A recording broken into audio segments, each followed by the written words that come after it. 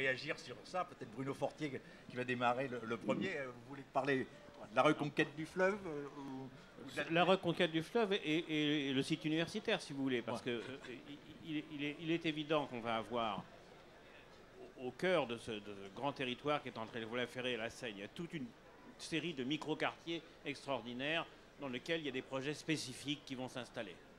Et ça fera partie tout de même des qualités de ce projet de s'installer à l'intérieur d'endroits où il y a des cours, il y a des bâtiments industriels, il y a des arbres, etc. Donc cet atout du charme, à mon avis, même si on n'a pas le métro, mais je pense qu'on l'aura, cet atout du charme, il va être décisif. Alors, ça paraît un peu léger le charme, mais je crois que ça va compter beaucoup pour cette opération. Et puis il y a des sites en effet qui vont, alors c'est à 5-6 ans, qui vont être emblématiques, qui vont s'ouvrir, notamment tout l'arc de la Seine, à mesure qu'il va se libérer. Et là on peut imaginer, puisque c'est le point d'arrivée de la ligne 10 de métro, et de toute façon, même s'il n'y a pas de ligne 10 immédiatement, du TCSP qui arrive de Tolbiac, on peut imaginer qu'il y a de grands équipements, et notamment une poursuite du projet de campus Montagne-Sainte-Geneviève, Tolbiac, Ivry, qui est d'ailleurs amorcé, puisqu'il y a déjà des morceaux universitaires sur Ivry. On peut imaginer que ce soit une vocation qui apparaisse à cet endroit-là. Donc il y a eu un plan campus 1, on a vu avec le grand emprunt Juppé-Rocard qu'il y a un plan campus 2, on compte bien s'inscrire dedans. Voilà. On parle d'un institut d'urbanisme, d'un institut géographique. Est-ce que ce sont des projets qui sont susceptibles de voir le jour?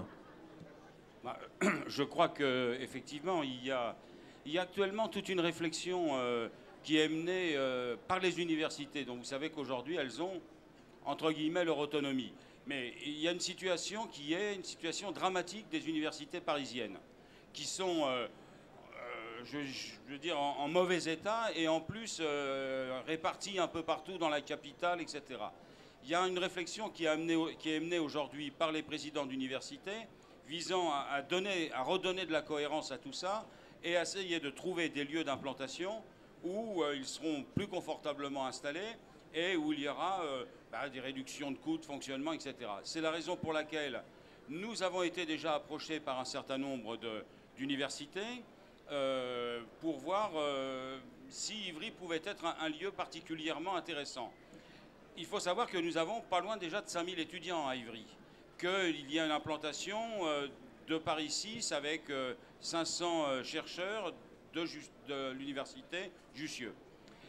La grande chance d'Ivry de ce point de vue, c'est que nous sommes véritablement au cœur, je dirais, du dispositif universitaire, dans la mesure où ce qui est aujourd'hui quand même le cœur universitaire en France et dans la région parisienne, c'est tout ce qui tourne autour de Jussieu, de la Sorbonne, etc. C'est Paris 6, Paris 1, Paris 3, etc.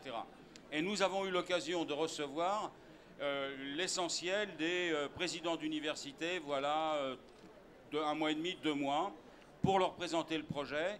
Et plusieurs ont... c'est plutôt, je dirais, il n'y a pas d'engagement pour aujourd'hui. Et Bruno Fortier a raison de dire qu'on est dans un plan à venir. En tout état de cause, c'est des positionnements qui sont en train de se faire.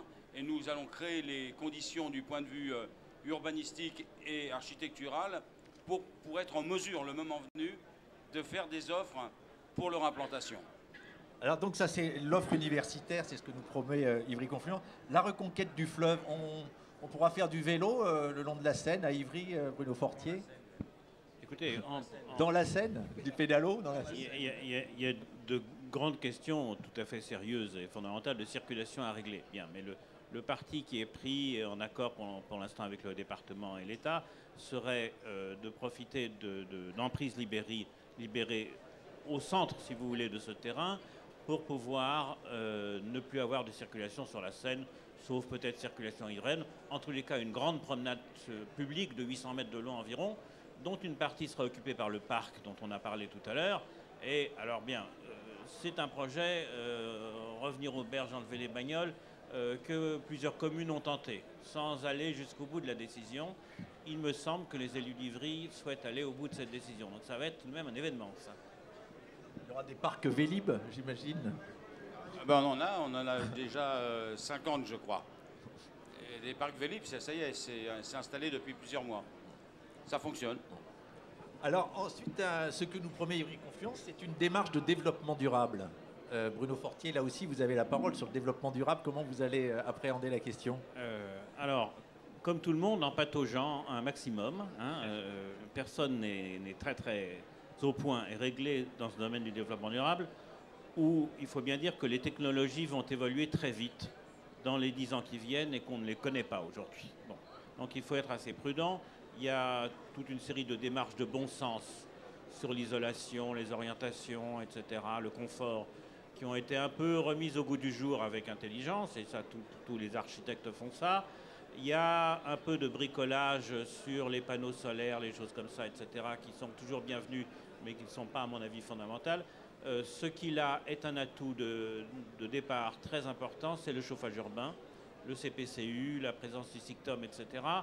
Si vous voulez, on a une base de performance à cet endroit-là qui est excellente et qui permet de positionner le quartier dans des conditions moins difficiles que si, n'ayant pas cet atout, il fallait assurer toutes les exigences légales qui vont apparaître dans les années qui viennent. Donc je pense qu'on est bien parti pour ça. Maintenant, comme vous le savez, développement durable et la sophistication que ça suppose, nous ne souhaitons pas, et je pense que les élus le souhaitent encore moins, que ça se fasse au détriment des qualités d'usage, des surfaces des appartements, des choses comme ça, etc. C'est un peu le deal actuellement, hein. Donc il va falloir veiller à ça.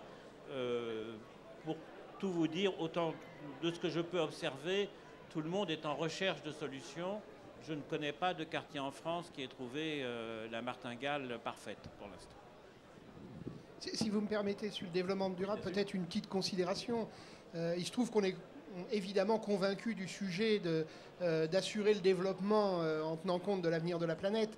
Mais même si nous ne l'étions pas, j'ai envie de dire que le site tel qu'il est nous invite très fortement à nous y intégrer.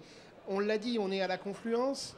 On est dans une zone inondable au titre de la crue de 1910. Donc on a des questions de gestion de l'eau qui se posent, une des grandes questions dans le cadre du développement durable. Bruno Fortier vient de le dire, nous avons aux portes d'Ivry Confluence l'usine du SECTOM, donc la question du traitement des déchets se pose. L'usine du SICTOM produit et a vocation à produire plus d'énergie encore dans l'avenir, donc par conséquent la question des énergies renouvelables se pose. Nous sommes aux portes de Paris, donc avec toutes les difficultés de circulation automobile que vit quotidiennement le quartier d'Ivry-Port aujourd'hui, donc nous invite à la recherche des modes de transport alternatifs. Donc j'ai envie de dire que toutes les conditions sont réunies sur le quartier d'Ivry-Confluence pour que, dans l'esprit de ce que vient de dire Bruno Fortier, à savoir le développement durable ne peut pas être au détriment de la qualité de vie individuelle des habitants, mais en tout cas, tout nous invite à explorer avec attention et je dirais avec un esprit d'innovation cette importante question.